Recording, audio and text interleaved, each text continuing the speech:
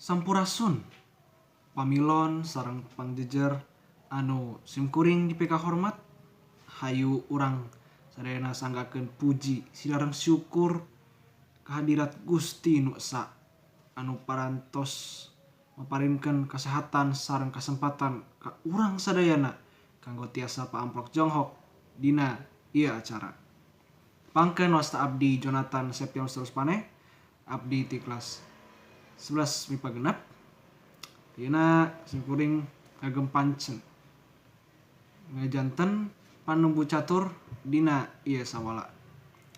Simkuring oge ngahaturkeun nuhun ka sadayana boh ka pangjejer atawa ka pamilon anu tos nyempetkeun waktosna kanggo medar sareng ngadiskusikeun ngeunaan pangaruhna Hari Kasaktian Pancasila. Ku kituna hayu urang sadayana buka ieu sawala. Para pangjejer sareng pamilon anu kusimkuring di PK hormat satacana lanjut ka acara anu salajengna. Simkuring bade tepangkeun dua pangjejer anu bade ngadugikeun kamandangna.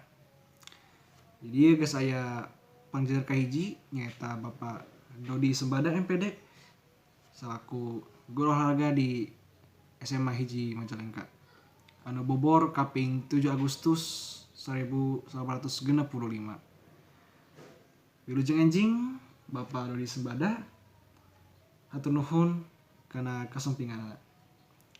Saterasna aya pangjejer kadua nyaeta Bapak Eja Suteja MPD mantena mangrupikeun guru matematika peminatan di SMA hiji Majalengka anu bobor kaping 20 Agustus 1982. Anjing Bapak hatur nuhun kana kasempinganna. Para pamilon supados urang sadayana kaharti ka jejer anu dibahas hayu urang regepkeun kamandang-kamandang ti dua pangjejer anu siap ngergikeun kamandangna. Kukituna sumangga Bapak Dodi Sembada kanggo ngadugikeun kamandangna. Hatur nuhun ka Bapak Dodi Sembada anu atos ngadugikeun kamandangna. Nurutkeun mantena Hari Kasaktian Pancasila boga pangaruhna sorangan dina kahirupan bangsa ieu. Nyaeta ngagambarkeun kumaha hebatna pahlawan revolusi arurang anu tiasa merjuangkeun Pancasila ti segala sarangan jeung kagorengan. Nyaeta ti serangan G30S PKI.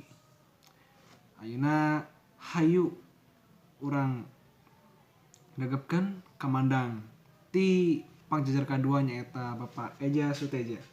Kukituna mangga ka Bapak Eja Suteja kanggo ngadugikeun kamandangna. Hatur nuhun ka Bapak Eja Suteja anu atos ngadugikeun kamandangna. Nurutkeun mantena urang tiasa diajar tina Hari Kasaktian Pancasila ieu. Nyaeta urang sadayana kudu boga pamahaman anu cerdas ngeunaan Pancasila.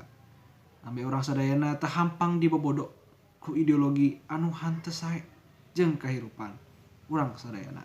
Kulantaran waktos anu sakedik ayeuna simkuring oge bade nunjuk hiji urang pamilon anu bade tumaros ngeunaan kamandang-kamandang ti dua pangjejer anu atos ngabikeun kamandangna.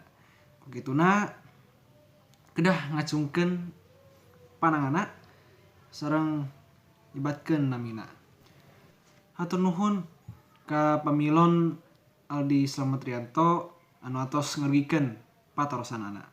Kirang langkung patarosanana ngeunaan cara pamarentah jeung perkembanganana dina ngahapus ideologi anu teu sajalan jeung Pancasila. Kukituna simkuring bade serahkeun ka Bapak Eja Suteja kanggo ngawaler patarosanana.